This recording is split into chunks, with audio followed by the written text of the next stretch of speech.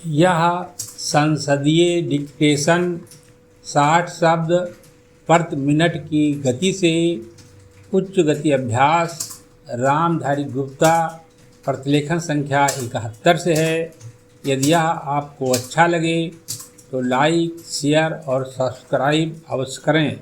Ready महोदय, आपने जिस उत्साह के साथ मेरा स्वागत किया है उसके लिए मैं आपको धन्यवाद देना चाहता हूँ। आपने ठीक ही कहा है कि मेरा यहाँ आना पहली बार नहीं है। मुझे जहाँ तक स्मरण है यह 5वां समय है जब मैं आपके इस सुंदर प्रदेश में आया हूँ। पहले पहल जब 1922 में यहाँ आया था वह एक समय था और आज एक दूसरा ही समय है। उस समय मुझे यहाँ इसलिए आना पड़ा था कि देश के सारे बड़े बड़े नेता जेल में बंद थे।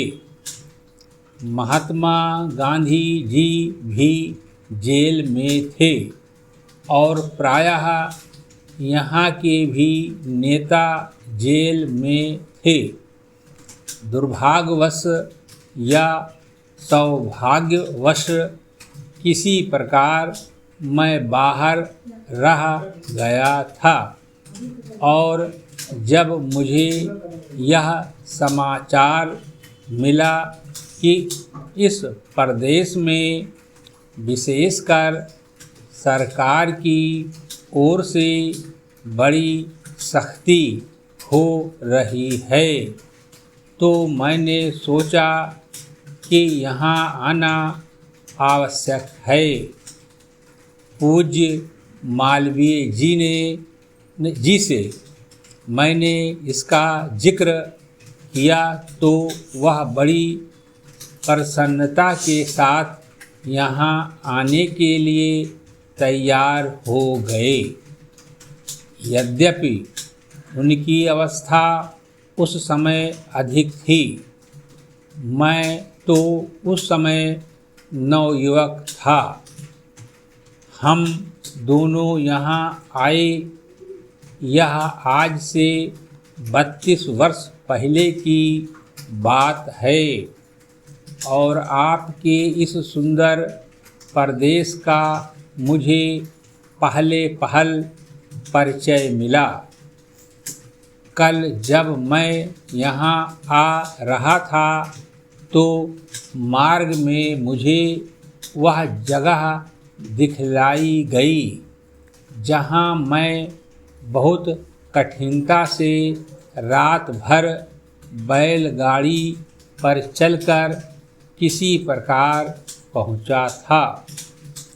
अब तो यहाँ पर कुछ अच्छी सड़कें भी बन गई हैं और कल मैं यहाँ कई मील दूर से मोटर गाड़ी पर चलकर पहुँचा, पर उन दिनों यहाँ पहुँचने का साधन केवल बैलगाड़ी थी और मुझे बैलगाड़ी से घनघोर जंगलों में यहाँ के 3-4 स्वयं सेवकों के साथ जाना पड़ा था।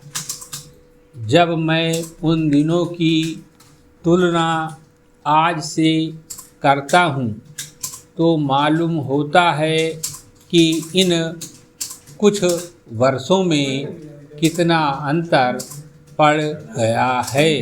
पैरा जो काम महात्मा गांधी जी ने स्वराज्य का देश को स्वतंत्र करने का आरंभ किया था, वह काम देश के सौभाग्य महात्मा गांधी की तपस्या और सब लोगों के परिश्रम तथा त्याग से सफल हुआ। 5-6 वर्ष बीत चुके जब से हम स्वतंत्र होकर पूरे दायित्व के साथ अपने देश का शासन चला रहे हैं।